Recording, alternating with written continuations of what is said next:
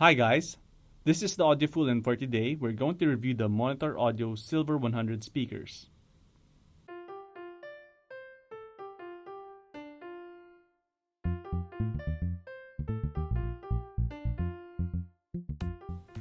I have a confession to make. I'm not really a fan of Monitor Audio bookshelves, as the last I heard was the Bronze 2 and I didn't like the bass output.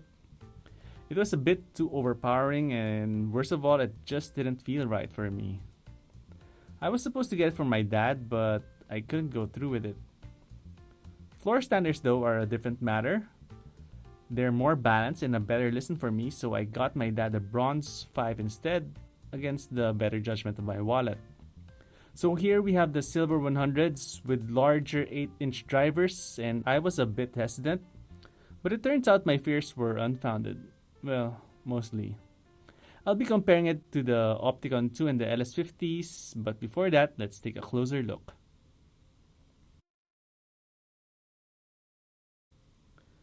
The Silver 100 is quite striking and looks well built.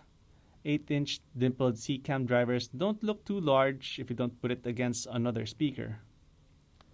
The golden tweeters are protected by a grille that almost looks like it wasn't finished. Well, they do need to look different from the preceding Silver 2s.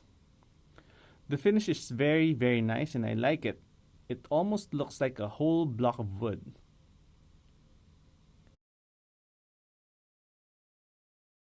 At the back, you have quad binding posts for biamping and the port.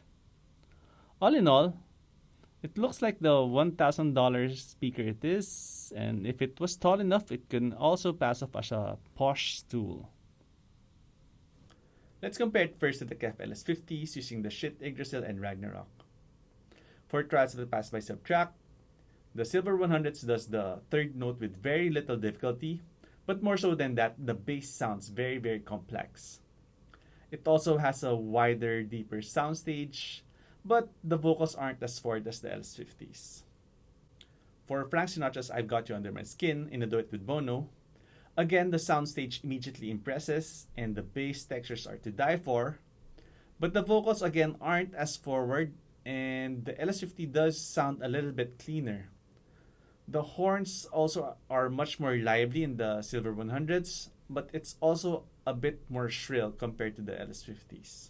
For Norah Jones, don't know why, the LS50s put Norah Jones up front and forward and everything sounds a little bit more detailed.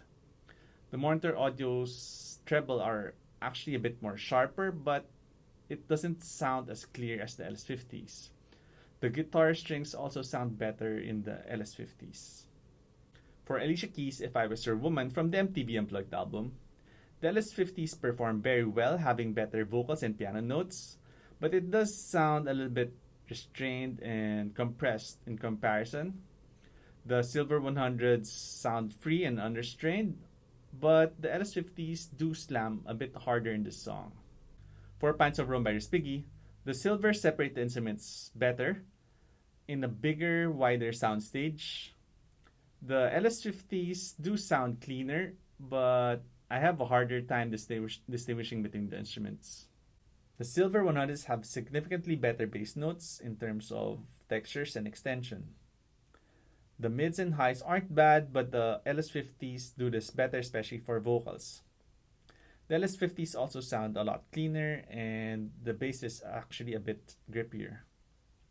That said, the Silver 100s are the more balanced speaker, and it would be the speaker of choice for many partygoers. For most songs, however, I think copper is worth more than silver, and I think that the LS50 is worth spending more for. Next, we put it up against the Dali Opticons 2, a warmish speaker with a very smooth rhythm, which I find quite engaging, although it does lack finishing at the top and bottom ends. For trials of the pass by subtract, the Opticons cannot do the third note, nor can they do the first and second note grippier and tighter than the Silvers. The Silvers actually have lesser bass extension compared to the Dali Opticons, although as I mentioned, it's not as tight. So there's the Opticons do have more extension, but it's not grippy, it's not tight. The Dalis do have a more smoother sound, and it's also a bit delicate. For I've Got You Under My Skin, the Dali is the laid back speaker with the highs rolled off, and it's quite relaxing.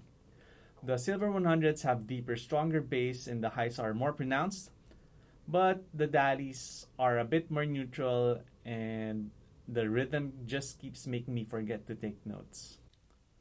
For Nora Jones, again, the bass textures in the Silvers are in another league, but it seems in this song, all I'm hearing is the bass and Nora Jones' voice. Everything seems to have shifted backwards, and the bass is quite overpowering in comparison to the Dalis, which are a bit more balanced, and you can hear more details because of this. For Alicia Keys, the piano notes are more solid and have better timbre in the Dalis.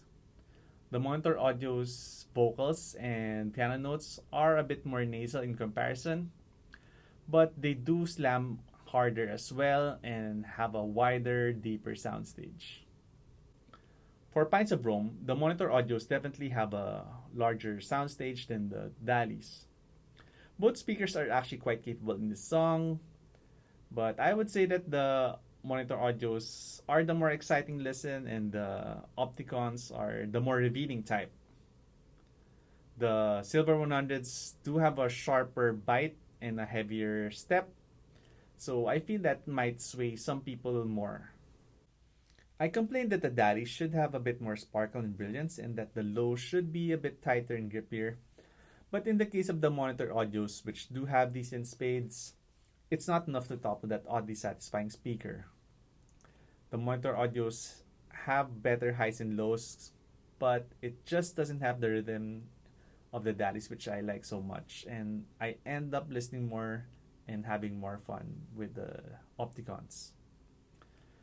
But again, each person has a different bio clock, so probably not everyone will find the Opticons as engaging as I do. So before buying, if possible, please audition first so you can make the right decision for you. What I like the most about the Silver 100s is definitely the bass. It's not the grippiest bass I've heard, but the textures are definitely to die for, and it's one of the few bookshelves which can do 40 Hz easily. It's also very, very nice and pretty and solidly built, and I think it actually looks more expensive than $1,000. What I don't like about the Silver 100s is that the bass can sometimes be a bit too overpowering in some songs. For example, for Nora Jones' Don't Know Why, when I heard it, at least in comparison back to back with the Opticons, the bass was just too overpowering, and it prevented me from enjoying the song fully. But you can always stuff a sock or two in it, and it should be no problem as long as you didn't use the socks for a run beforehand. What I hate about the Silver 100s is that it's a nice, well-rounded speaker. It looks nice, and it has excellent bass, but it's not really moving me. I mean, for the Opticons, for the same amount of money, I'd rather go for the Opticons, and it has that engaging rhythm that I like so much. Or maybe I could probably just add a little bit more and get the LS50s. It's not a bad speaker. There's nothing fundamentally wrong with them. It's just really not enough for me. It's not moving me. So I'm sure it will probably be a speaker for someone who doesn't find the Opticon's rhythm as engaging as I do, or maybe they find the Opticons too boring, or maybe for someone who needs more bass in the LS50s and it doesn't really mind the vocals backing off a bit. But not for me. So I've been audio bold. Silver, second place. Thank you for watching, and I hope you enjoyed this video. If you have any comments or suggestions, just write them down below. See you in the next video.